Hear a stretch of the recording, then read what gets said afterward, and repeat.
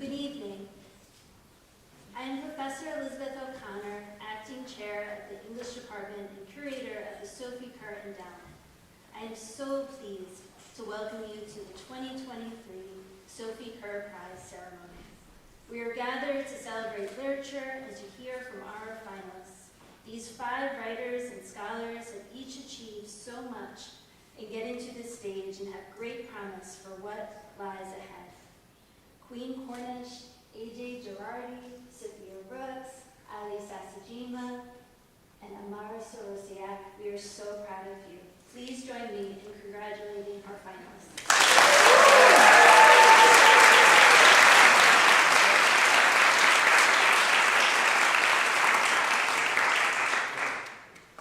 As we gather here tonight, I also want to acknowledge my colleagues in the English department who serve on the Sophie Kerr Committee and bring literature and writing to life for our students.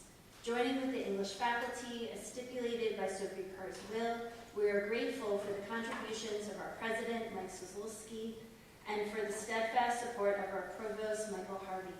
This event is indebted to the expert guidance of many, especially Heather McLennan, Maya Promoriak, Dolores Jones, and Shirley Lawler. First, a little background about the prize and its namesake, to set the stage for this important night. The Sophie Kerr Prize is perhaps most known for its size. It is the largest undergraduate literary prize in the United States, larger than the Pulitzer Prize and the National Book Award combined. This year it is worth $79,826. Wait, who's counting? For more than 50 years, Washington College and the English department have been truly distinctive in providing programs in literature and writing supported by the Sophie Kerr gift, the other half of the prize. Writers and scholars are brought to campus every year to talk and work with students on fiction and nonfiction, poetry and publishing, journalism and editing, literary criticism, and scholarly work. Walk through the Rose O'Neill Literary House and you will be amazed by the legacies echoing from the walls, making a living laboratory for the articulation of thought and language. Jericho Brown, Henry Louis Gates, Allen Ginsberg, Colin McCann, Toni Morrison, Maggie Nelson, and so many more have come. But the Sophie Kerr Prize is more distinctive for how it awards rather than for how much. By the specific terms of Sophie Kerr's will, the prize is awarded to a senior chosen for having the best ability and promise for future fulfillment in the field of literary endeavor. In other words, we award the prize for something that hasn't yet happened, but in the eyes of the committee is underway. The finalists, and among them the winner, are here tonight for their promise. Promise is the most remarkable characteristic of the Sophie Kerr Prize, though it may be least known and understood. Consider how the prize came to be. Kerr, a writer born in 1880 in Denton, here on the Eastern Shore, was a graduate of Hood College and the University of Vermont. Like a growing number of women in the early 20th century, she advanced her way into the literary editing and publishing world in New York City, eventually serving as the managing editor of the Women's Home Companion. Over the course of her 40-year career, Kerr published 23 novels, 500 short stories, numerous articles in the most popular magazines of her day, saw several plays she wrote or co-wrote run on Broadway, and one, 1934's Big-Hearted Herbert, was turned into a Hollywood film. Sophie Kerr's path first officially crossed with Washington College in 1942, when she visited Chestertown to receive an honorary degree. She sat outside Smith Hall, right over there, alongside First Lady Eleanor Roosevelt, and was so taken by the promise of this experience and her continuing relationship with the college that years later she created the endowment to live on after her death in 1965. Sophie Kerr didn't merely will money to Washington College. She established a promise for its future as a home for literary education, a place for the cultivation of intellect and imagination. Sophie Kerr recognized that the future belonged to the creative endeavors of students, and she believed that Washington College and its literary programs were the place to guide them toward fulfillment. Sophie's faith, her trust in our education, remains the most valuable part of her endowment. Thank you.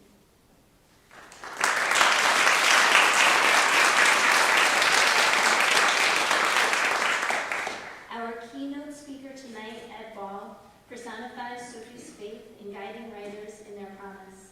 I now call upon my colleague, Dr. James Hall, Director of the Rosa O'Neill Literary House, to introduce our honored guest. Please welcome Dr. Hall.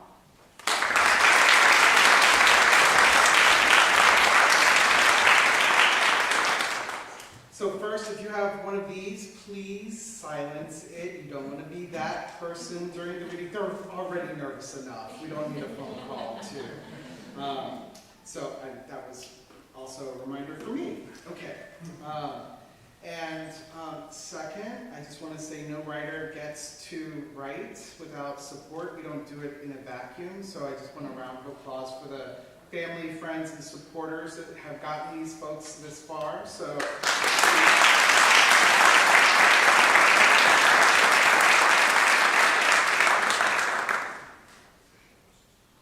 and then I just want to take a moment and say how proud I am of each and every one of you. It is an honor to know and to have gotten to know the people that you've become. So. Congratulations to each of you.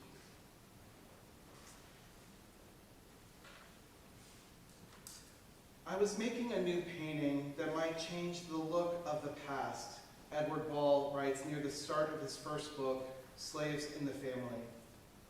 In general, he writes of his white relations, the oldest generation worried that I wanted to alter the family story.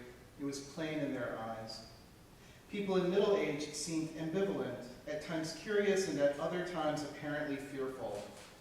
Many of the young adults offered support, secretly or out loud. To reckon with a disturbing but virtually undisturbed past is to make a new painting, and Ball does so with his writer's abilities, precise syntax, an ear for music, and an eye for the minute detail in which larger stories are embedded. A historian uses the archaeologist's tools, but Ball has also the tools of a poet, and he deploys them, allowing image to blossom into huge emotion. Ball also knows when to give the story over to his interviewees, one of whom says, maybe in a family, the dead are able to communicate through the living. As he notes in the preface, when he first began researching the book, he did not yet know that, quote, the Balls had operated a dynasty of 25 different rice farms across a period of 2 centuries and had, quote, enslaved close to 4,000 people. The descendants of those enslaved people numbered perhaps 100,000 people who lived all across the United States. A question, he writes, started to hang overhead, namely, how to answer the past and whether to make amends. The book itself addresses powerfully the difference between being responsible for the past and being accountable, quote, for exploitive acts done in our name for the reason that we have inherited advantages from them. Slaves in the Family went on to win the National Book Award. And since then, Edward Ball has published 5 subsequent and celebrated books intertwining history and biography in the service of stories about enslavement, gender transition, genetics, and other topics. His books have garnered admiration from basically everywhere that reviews the printed word, including The New Yorker, the New York Times Book Review, and the Boston Sunday Globe. His most recent book is called Life of a Klansman, a biography of his great-grandfather, a carpenter in New Orleans who, quote, fought to restore white supremacy to Louisiana. It was praised in the pages of the Boston Globe, Harper's, the New York Times Book Review, and the Wall Street Journal, which said, this is a story for our cultural moment, as Americans begin to engage with and acknowledge the ways white supremacy endures in our society. Near the end of that book, in a chapter entitled Redemption, Ball returns to the distinction between responsibility for the evil acts of others and accountability for evil acts committed in one's name and to one's eventual benefit. He writes, "The cult of the individual that dominates modern minds, the ideology of I, prevents most of us from seeing ourselves as products of the chronicle and choices of our predecessors. People may make their own lives, but we do so under conditions we do not choose, with terms dictated from the past." I told you, poet, right? Edward Ball has taught at Yale and the State University of New York and has received fellowships from the Radcliffe Institute, Harvard, and the New York Public Library's Cullman Center. He is currently the Patrick Henry Fellow at Washington College's own Starr Center for the Study of the American Experience. While here in Chestertown, he's been working on a book entitled Sold Down the River, which explores the lives of 4 living Black families whose ancestors were violently separated and forcefully removed from Maryland and Virginia to Mississippi and Louisiana in the 6 decades before the Civil War, a period when about 1/10 of the U.S. population was uprooted from their homes in the Chesapeake and taken to the Mississippi Delta. The best writing makes a new portrait, causes us to see familiar ideas in new frames. Edward Ball writes about history from its interiors, from where history is moment and intimate living. His sentences breathe and move across the page lively, muscularly. That he writes beautifully makes him an eminently readable writer. That he writes about heady stuff that matters makes him an incredibly important writer. The combination of these traits also makes him an excellent role model for Washington College's students, and for this year's Sophie Kerr finalists in particular. Please help me to welcome this year's Sophie Kerr keynote speaker, Edward Ball.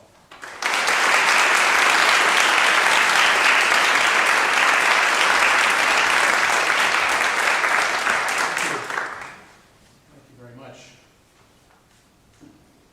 I am a visitor in this community. I'm here today, I'm gone tomorrow. That's actually true. I'm a writer living in Chestertown, a guest of the college for these past 9 months, and leaving tomorrow afternoon. You sometimes get these side hustles as a writer. You're the person who comes to town, speaks, and then disappears. You're 1 part showman, 1 part whisperer, and schools and libraries treat you nicely. People ask you to run a seminar, or they give you a microphone and listen as you make an effort to say meaningful things, and then you have dinner. A side hustle as a writer. And to be truthful, I enjoy it.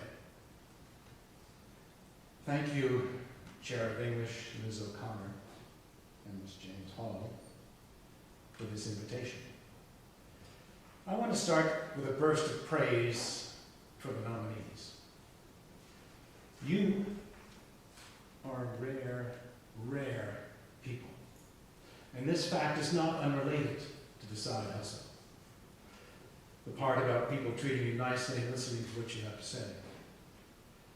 You're rare among your peers, in your cohort. Few 21-year-old college students can string together sentence and verse in a way that makes somebody sit up and pay attention. But you're really rare in the wide population, the 325 million of the United States.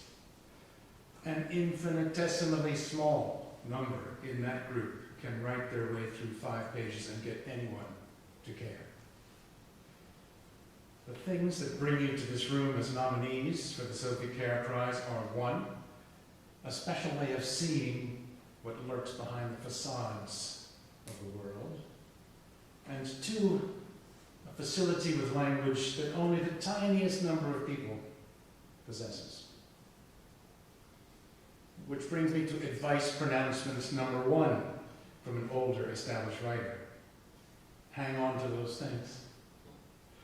There's a possibility that if you lean into them, the special way of seeing and the liquid skill with language, they will take you places. There's a chance that you may try to write for a living. And if you lean in, those traits will take you into print, on paper, and on screen, and on stage. They will take you to someone's dinner table, and they will cause someone to hand you a microphone. Now, everyone says the Sophie Kerr Prize is the richest prize for a writer in undergraduate letters, and that's important and newsworthy. Something else is important, and that is how writers in this story begin. That is how writers in this story, nominees for a major literary prize before their careers begin, how they ultimately get underway and to a good place. Now, I've published a lot of books. Well, maybe not a lot, but 6, which is somewhat less than a lot, and something more than a few. Non-fiction narrative. Before I published books, I published a lot of journalism, mostly features and essays in glossy magazines on the one hand, and in alternative newspapers on the other.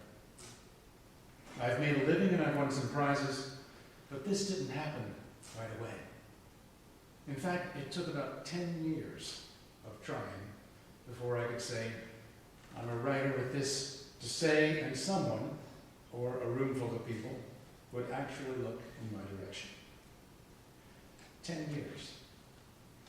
Now, here is the moment during these 15 minutes of talk when a cloud comes over the praise and the happy thoughts about writing, and the horizon begins to darken. Because even though you are in possession of exceptional sensitivity and preternatural skill with language, you have this, 10 years of wandering in the wilderness to look forward to. Now, I'm making the assumption that candidates for the Sophie Kerr Prize, and possibly others here tonight, are giving thought to writing for a living. Of course, to write for a living is a romantic fantasy for many people, often for people who have no chance of doing it. I could write a book, says half the population, while the number of people who do so is probably 0.01% of the whole, maybe less. But it's a genuine option, or at least an opportunity, for the people on this stage. You leave this room, you leave the college, you try to write, and through talent mixed with luck, you get paid for what you write, and people pay attention. But before those last good things happen, 10 years, give or take.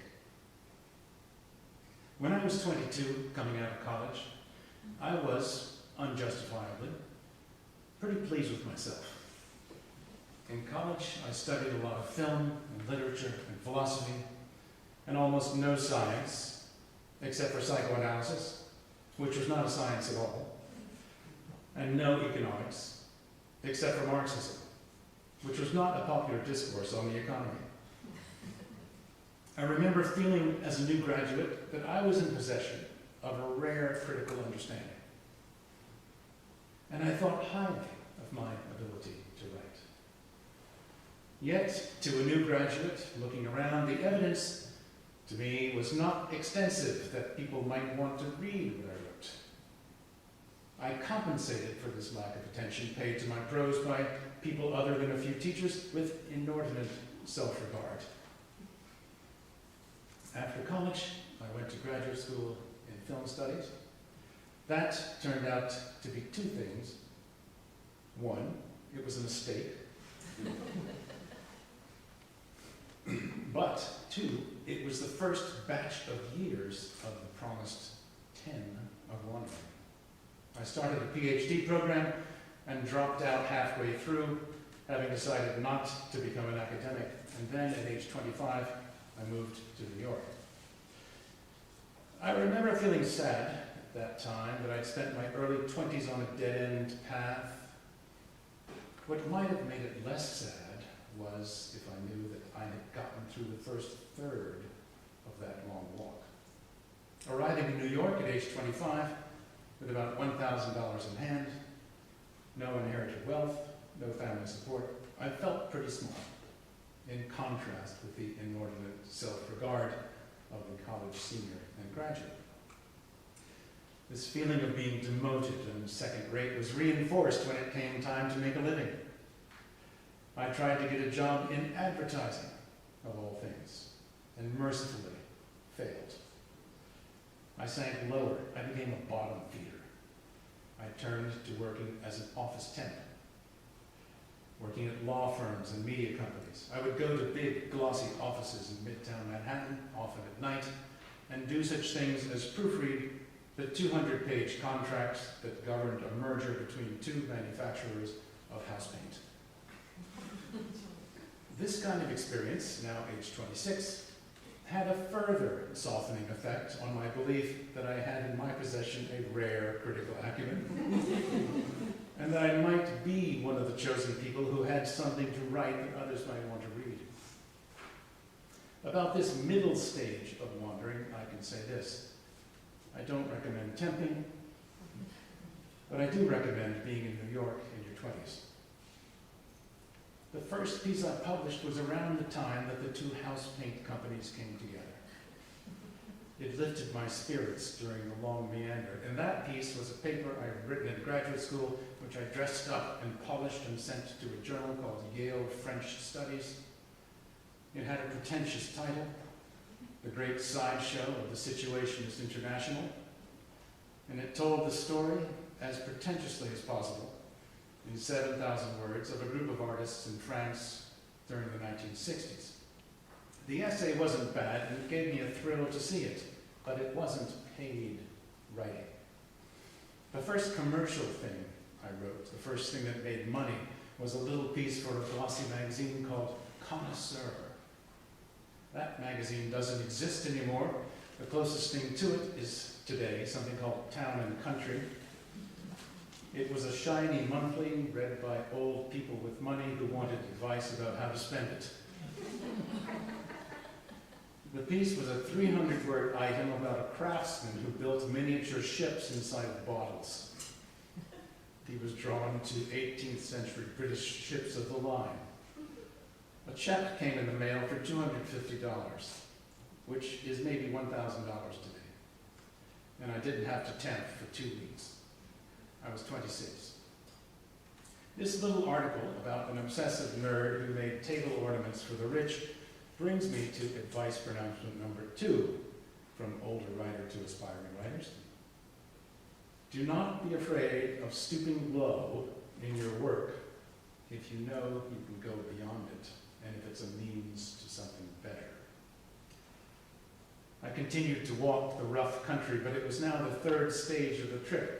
My writing as a freelance journalist rose, other glossies at Condé Nast and Hearst magazines, and then alternative newspapers like The Village Voice, which became my favorite gig as a journalist, and my temp income fell. The money from sentences and paragraphs grew, and after 3 more years, I had a living wage from the keyboard. It was precarious and an almost not worth filing taxes kind of income, but still, I lived by the sentence. I was 30, and the trip had taken 10 years.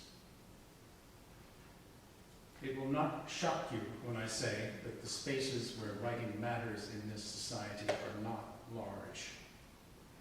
But candidates for the Sophie Kerr Prize, you can find them because you have the traits. You are in possession of a way of seeing what lurks behind the facade, and you have the preternatural skill. It might take time. You might have to write flattering portraits of business people for a newsletter. You might have to write publicity for restaurants, which have little to recommend them apart from your adjective-heavy prose, which are 2 things from my own gifted resume. But at the end of the decade, when you're making a living, even a precarious one, you'll be awfully happy with the freedom of it. You'll feel just a little that you are special. You'll be an observer, maybe a whisperer, and schools and libraries will treat you nicely. You will be the interesting one, the guest who comes and signs your books and then who goes on your way. You will be the person to whom the microphone is occasionally given. The years of wandering and apprenticeship, they can hurt. They can break a person down and rearrange her or him.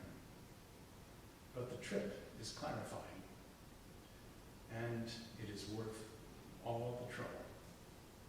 So let me invite you to take a hike.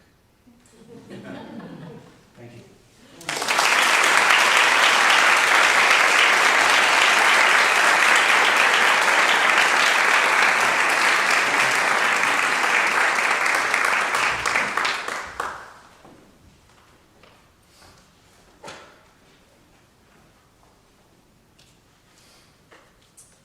I'd like to introduce the finalists one at a time. Queen Cornish.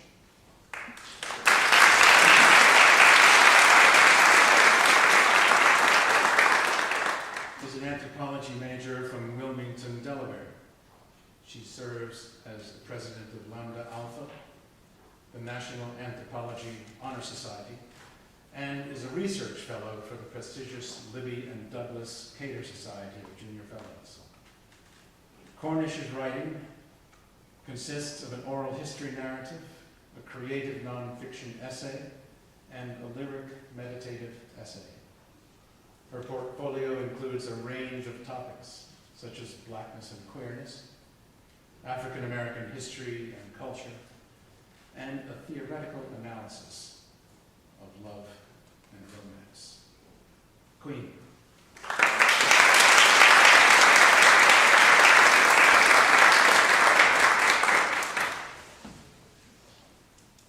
Good evening, everyone.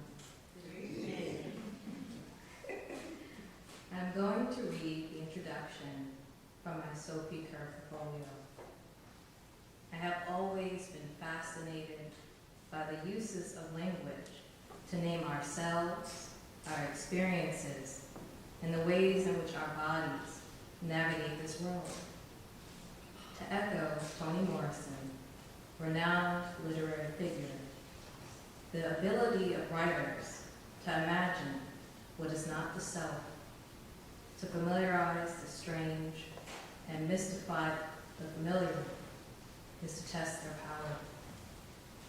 I agree with Morrison to an extent. As an anthropologist, I have a responsibility to be consciously aware of how my presence influences the scene that I am studying. I often lean on autoethnography throughout the research process. Stemming from ethnography, the study of people in their own environment, autoethnography includes the researcher's experiences and insights more directly into accounts of the scene being studied. This methodology uses reflexivity as a research practice that drives inquiry. The following materials encompass 3 literary genres: narrative, creative nonfiction, and lyric essay. In the thick of composing these materials, I became frustrated and downright exhausted, doubting my ability as a writer to convey complex ideas. My loved ones called me out on my imposter syndrome and affirmed what I should already know. The pen within my grasp searches for my voice across a blank page. I thereby must write the way I speak so that my readers know it's me. I choose to break away from tradition and find my own path. My father once told me, people often discourage you from writing how you speak to change the way you speak. If you write how others expect you to, then you'll sound like everybody else. You no longer sound like yourself, and your writing no longer speaks for you. And before you know it, you've just lost your voice. My voice becomes the text itself. I hope you can hear me. because it feels good to finally hear myself. I'll continue to test my power as a writer, to familiarize the strangeness of myself and others, to mystify what I think I know, but have barely scratched the surface. As a writer, my greatest strength is my curiosity, and my greatest weakness is believing that I'm not good enough. There is power in showing one's flaws, which is sometimes evident in my writings, but I have no desire to be a great writer in the eyes of others. I am a writer because I write in my own way. Thank you.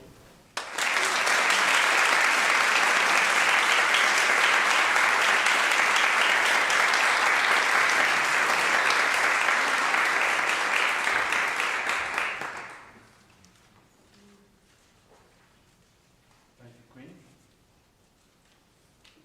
A.J. Girardi is an English major from Wayne, Pennsylvania, with a minor in journalism, editing, and publishing.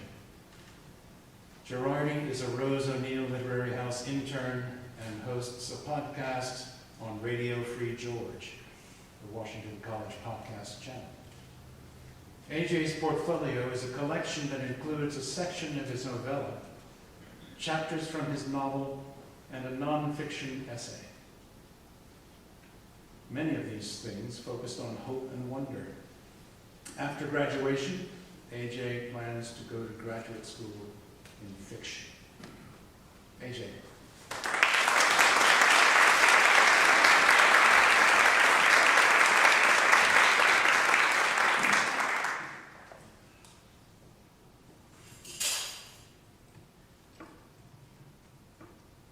Hello. I will be reading from my non-fictional essay, specifically like the latter half of it.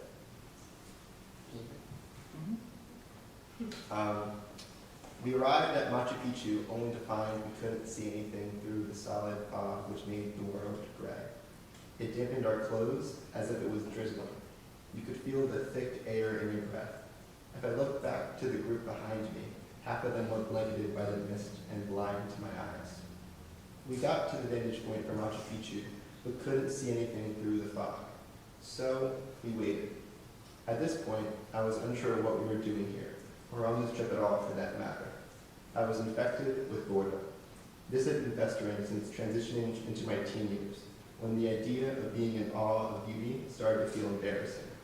Appreciating wonder requires a vulnerability which is hard to have at that age. I remember I was at school the first time I saw a mockingbird, and I leapt from my seat, pointing it out to the person next to me, who said, "Why are you getting so excited? You've never seen one of those before?" I hadn't done such a thing since. I was growing antsy to leave when the fog lifted. I saw it, Machu Picchu. I've never seen or experienced anything like that. It was like it had been night for years, and then here was a sunrise. Any boredom was swept away like a leaf in a rushing river. I can almost imagine showing you what I saw. You would most certainly laugh and grin over this view, and most likely talk to anyone of little else for the next few weeks. I can almost hear the pitch of your voice. Once you saw what I saw, you would have a delight which flickered, as warm as a fire, as you always do when you see what amazes you. You would smile deep and wide. Face to face with this wonder, I quickly tried to take a photo on my phone for you and the whole family, but I couldn't. Photographs can never capture the real thing, but up until now, they have always captured a good piece of the real thing. With photographs of Machu Picchu, I looked at the picture and back what was in front of me. The photo might as well have been black and white. It didn't capture a drop of the ocean of beauty in front of me. Are all the 7 wonders like this? But I still wanted to show you and the rest of the family. So I decided to write a letter instead and describe it once I was back to the hotel. Particularly to you, as it seems terrible that you weren't there. Whenever I was a kid, you got the most excited to watch me see something for the first time. On the day I saw my first rainbow, you dragged me to the sidewalk and pointed it out, delighted with my reaction. It was green. Gold blended within. There were clouds behind the mountain. When you first see it, it opens your vision and leaves you breathless. To our right, there is a village of smooth rocks, but I could only see it look at what lay ahead. Before, I hadn't really been that interested in the outside world, and I certainly never loved it. But Machu Picchu, you must love the world after you've seen it. We walked across the path to the stone village. My group is filled with people who can always find something to joke about, but nobody spoke. We were all silenced by what we saw. Oh God, words can't describe us. Words are usually just pale shadows of the real thing, but this time, words are more like a shadow of a shadow. I had been worried this would happen. I shouldn't even be doing this letter. You can't understand what I'm saying. Because I can already feel it, the image draining away. It's been receding since we rode down the mountain. Memories can't capture it either. My memory is just like the fog we encountered. I'm learning that the only time you can understand such beauty is when it's in front of you in the present moment. Love, AJ.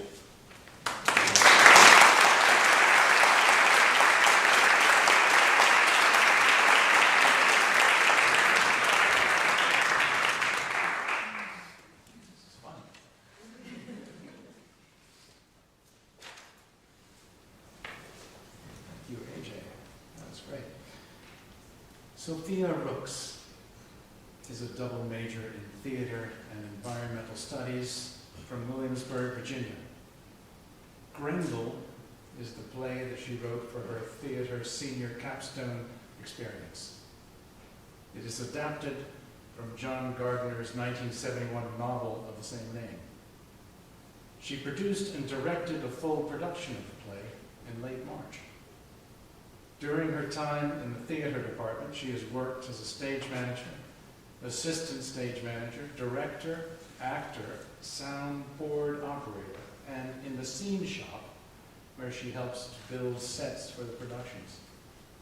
In addition, Sophia was a varsity women's rower for all 4 years and went to Mid-Atlantic Rowing Conference Championships last year in the varsity 8. After graduation, she plans to continue her journey as a playwright. Sophia.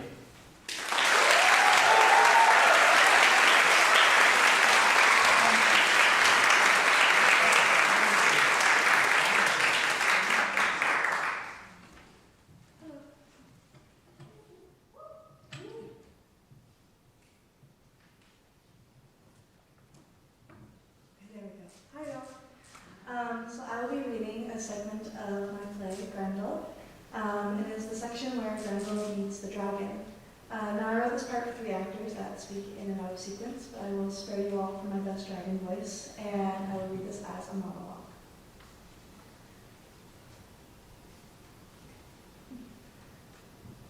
Why did you come here? Why did you bother me? Don't answer. I know you are sorry for right now, that is. For this one frail, foolish flicker flash, the long, dull fall of eternity. I'm unimpressed. You wanted the word? That's what you've come for. My advice is don't ask. Do as I do, seek out gold, but not my gold, and guard it. Don't speak. He wants to know about the shaper. Of course, it's obvious. I know everything, you see. The beginning, the present, the end, everything. You can only see the past and the present, like the other low creatures, but dragons, my boy, have a whole different kind of mind. We see from the mountaintop, all time, all space. We see in one instant the passionate vision and the blowout. Not that we cause things to fail. If you have knowledge that someone fell out of their chair in the past, that recollection does not mean you caused it, correct? Correct. Meaning that my knowledge of the future does not cause the future, merely sees it like you recalling the past. If I was to burn up a certain, let's say, meat hall that was making too much noise, whether I felt like it or someone asked, that doesn't mean I changed the future. I just did what I saw from the beginning. It settled them, so much for free will and intercession. Games, games, games. I could tell them 1,000 stories about their absurdity. They only think, and they map out roads through hell with their crackpot theories. It is the simplest insanity ever devised. To live by some nonsense just because they are uneasy with the interconnectedness of it all. And that is where the Shaper saves them, provides an illusion of reality and glues together their facts. He knows no more about reality than they do, but he keeps them alive, says heaven loves them and keeps them going. You're not paying attention. It's damn hard, you understand, confining myself to concepts familiar to a creature of the Dark Ages. Not that one age is darker than another. That's just technical jargon from the Dark Age. The essence of life is to be found in the frustrations of order. The universe will always refuse the deadening influence of complete conformity. Listen. The angry man does not usually shake his fist at the universe in general. He makes a selection and knocks his neighbor down. He doesn't know the laws of gravitation yet. In a billion years, everything will have come and gone several times, in various forms. Even I will be gone. A certain man will absurdly kill me. Terrible pity loss of remarkable lifeline. The conservationists will howl. It's meaningless, though. Some apocalypse will come, it doesn't matter which, and it won't end or begin things. It has happened in the future. I am the witness.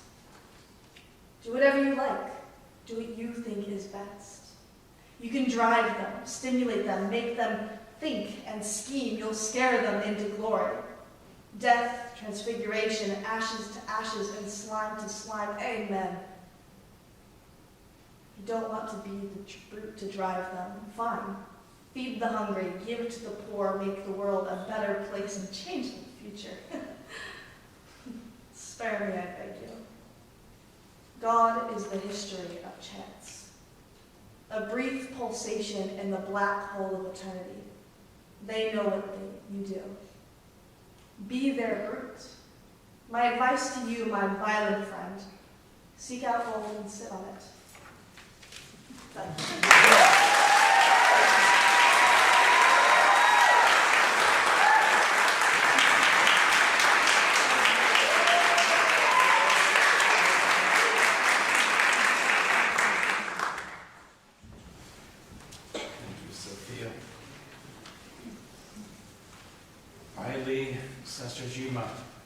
Is an English major from Spring Grove, Pennsylvania, with minors in creative writing, journalism, editing, and publishing, and medieval and early modern studies. She is the 2022-23 editor-in-chief of Collegian and serves as poetry reader for Cherry Tree. She has achieved academic honors as a Sophie Kerr Scholar and as a member of Phi Beta Kappa and Sigma Tau Delta. Her portfolio, To Walk in the Sun, includes poetry, creative nonfiction, and academic work that portrays the complexities of gender, scenes of South Central Pennsylvania, and glimpses of the apocalypse. After graduation, she will continue working for Allen Squire Publishing. Eileen.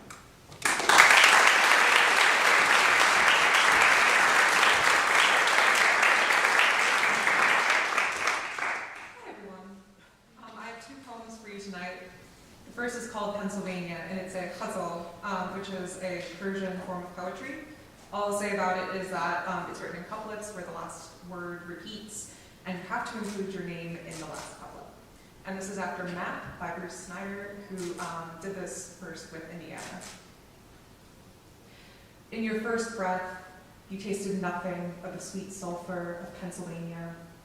But the hills were soft with leaf rot when you took your first steps in Pennsylvania. You drew those hills in dried out crayon, cut through by the Susquehanna in aquamarine, back when you were 5 and still wrote it Pencilvania. And in the movies, they bike in youthful golden tones of evening to each other's houses, but there are no movies about this Pennsylvania. Because the ruffed grouse might be thrumming in the brush, but the white-tailed deer is rotting on a rural road in Pennsylvania. There's no time for the spring peepers or the roadside peaches. They'll roll up the windows, scrunch their nose, say, God, it's this part of Pennsylvania. And you'll hate the taste on your tongue when you try to explain not Philly, not Pittsburgh, not Erie, not Scranton, that Pennsylvania is not your Pennsylvania. Besides, where did all your schoolmates go? Did they make it out? Are they coming back? Will they lie when people ask them where in Pennsylvania? Because you know you can't. Simmering in quarantine, bathed in paper mill fumes, stirring New Year's pork and sauerkraut, you reek of Pennsylvania. And when you sweat along with the corn, when your lungs fill with spring manure, when the apples decompose in the backyard, you'll hack up and spit out Pennsylvania. Fuck the mountain morals. Fuck the brook trout. Fuck virtue, liberty, and independence. You swear on your life, first chance you get, you'll leave Pennsylvania, but you never do. You'll keep driving 55 through the hills, past the dairy cows, license plate glinting under the light of God, blue and yellow painting Pennsylvania onto the insides of your eyelids. And you'll be 21, somewhere else, introducing yourself as Ailey Sasajima, Sagittarius, hometown, Spring Grove, Pennsylvania. And my second poem, I come from a Japanese-American family, and being in Seattle for AWP this past March was my first time vegan at H Mart, the Asian supermarket. So this is a poem about that. It's called H Mart. I am here with you by the pre-made sushi, by the out-of-season strawberries, by the tofu. This is me telling you that I am sorry.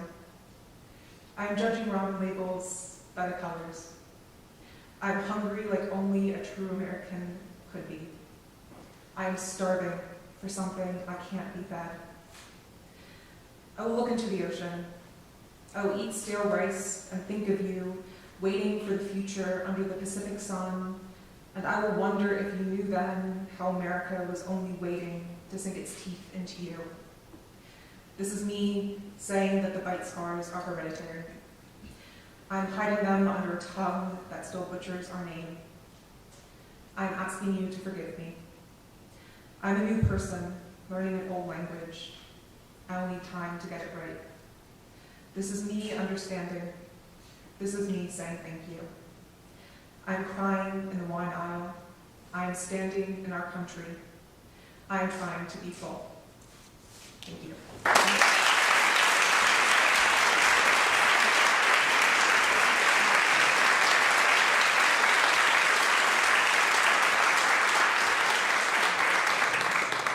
Thank you, Ivy.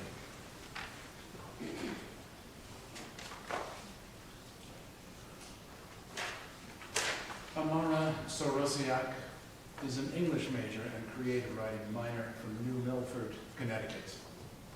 She has tutored in the Writing Center for 3 years and served as archivist for the Pegasus, Washington College's yearbook, and as managing editor for Collegian, the student-run literary and arts journal. She also writes for Punkaganda Press, a music magazine highlighting marginalized voices in the music industry. Her portfolio consists of journalism, fiction, and comic work centered around the entertainment industry and both the inward and outward personas its figureheads exhibit, often employing a slightly surreal yet unapologetic edge.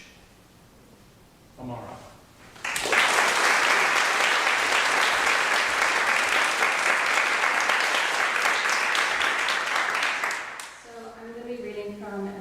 I did last year on a band called Hot Mulligan. It's called Hot Mulligan Returns with refreshing new single Drink Milk and Run. In alternative music spheres, it's best to expect the unexpected. And for Hot Mulligan fans, that has never been so true. The Michigan post-emo band are back with heightened theatrics for their new single Drink Milk and Run. This release follows a bizarre week-long Twitter campaign where the band's main account appeared to be hacked by a tortured milk fanatic, leaving followers confused, concerned, and conflicted about whether or not it was an act. What came with the promotion, though, is a deceptively upbeat track, which marries the bright sound with overarching feelings of hopelessness and anger at the ruling class. Drink Milk and Run draws from early post-rock and other genres not typically associated with their sound. The band had to say of the track, quote, "Musically, we each brought some different inspiration into the mix. It felt like putting a puzzle together, and it turned out sick. Personally, I wanted the song to be in the wheelhouse of Block Party. We haven't really explored that kind of sound, so I'm glad to see it's another option for us. This new single is not without Hot Mulligan's signature elements, though. The song opens with Nathan Sandville belting the words to the first verse, accompanied by staggered drums and a booming rhythm guitar. Sandville's intense vocals guide the track when it enters bouncier, dancier territory, a unique dynamic between bubbly instrumentals and the doom-inspiring lyrics. A title like Drink, Milk, and Run draws intrigue from the start, leaving one to wonder why they are being dealt such a strange command. Hot Mulligan's Hacker make it clear in their Notes app manifesto that they, and the band by proxy, do not mean literal milk, instead what they dub the milk of life, which comes from interacting with and indulging in the unsung simple pleasures one finds in their day-to-day world. The song itself is about being thwarted by capitalist society and how the system blocks the working class from chasing a better life. Quote, Drink, Milk, and Run is about how America doesn't care for the poor.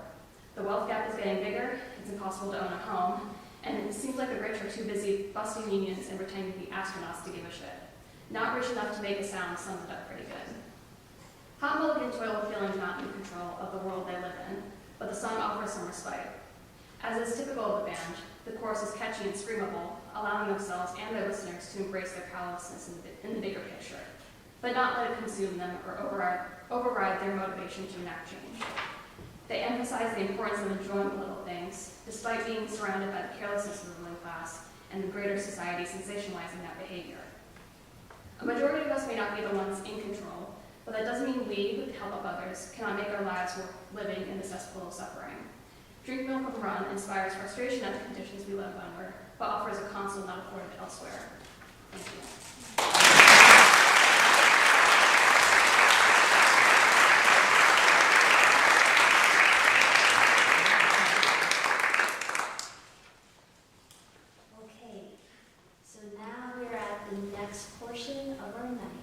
But first, I just would like all of us to take a moment and thank all 5 of our finalists again. And thank you for coming.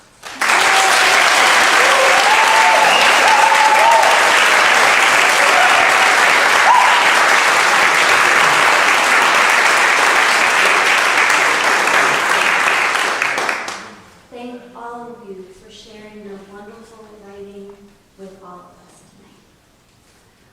As you can hear in the voices of these writers, the future for our literary arts is in very good hands. And now the moment has arrived. To announce the winner, I call to the stage Washington College President and member of the Sophie Kerr Committee, Dr. Mike Zazulski.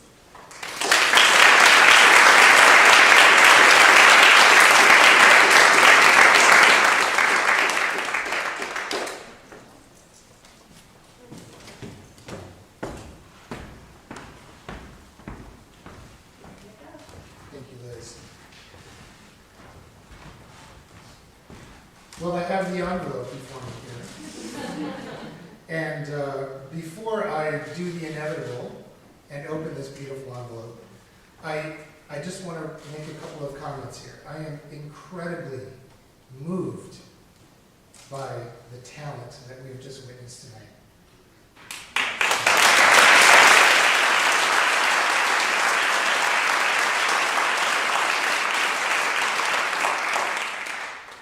These writers have been mentored by our wonderful faculty. And yes, they brought tremendous talent with them, and that talent grew at Washington College.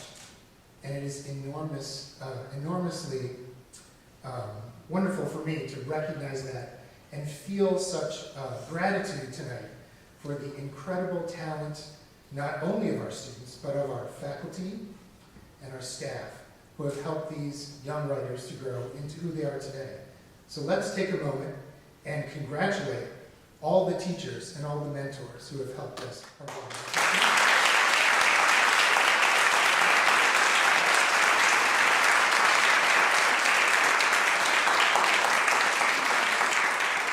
Tonight you're seeing some of the best of Washington College. And with that, it is my pleasure to open the envelope and announce the winner of the 2023 Sophie Kerr Prize. The prize goes to Ivy Blue Sacagini.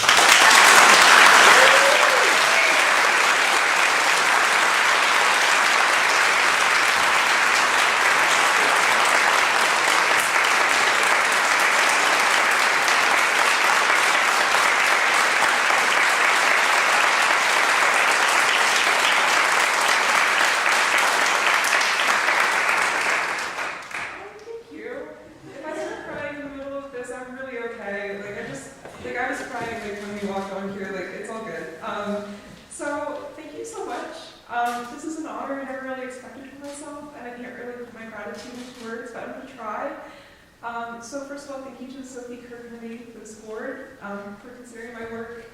I'm just so indebted to the English faculty here and to the Lit House staff, so thank you to all of them for their guidance, their mentorship, and their support. I'm especially grateful to Dr. O'Connor for advising my silly little Dune thesis, and to Dr. Paul, whose kindness and support for young writers at the Cherry Tree Young Writers Conference in 2018 brought me to life in the first place. Amara, AJ, Sophia, and Queen are such amazing writers who exemplify how strong our literary community here is. And I certainly wouldn't be here without some other members of that community that have come and gone, and here's the part where I say a lot of names.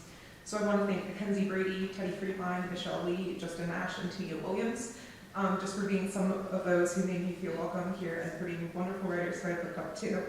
I also owe a great deal to Amara, Carl, Iris, Sophie, and Joshua for working with me on Collegian this year. I admire you also so deeply. And to Annie, Destiny, Millie, and Shannon, my very dearest friends. Thank you for bearing with me for all of my rants about poetry and AWP and how Smithville works. And of course, I want to say thank you to my family who are here, my aunts, and especially my mom and dad, who have always made me feel like my writing, my education, and my dreams are important. I wasn't sure if I was going to include this joke, but I'm going to go for it. Lastly, I want to thank the Spring Grove Area School District. I was a little confused when my high school senior superlative was most likely to make big bucks, but I see now that there is some prophecy in that, so thank you for that. Thank you all for this.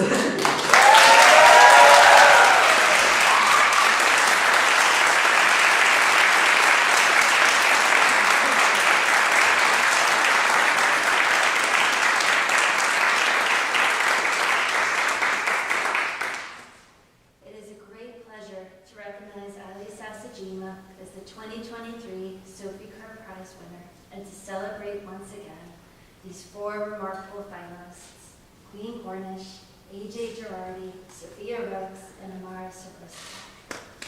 And with the finalists, please join Ivy up here.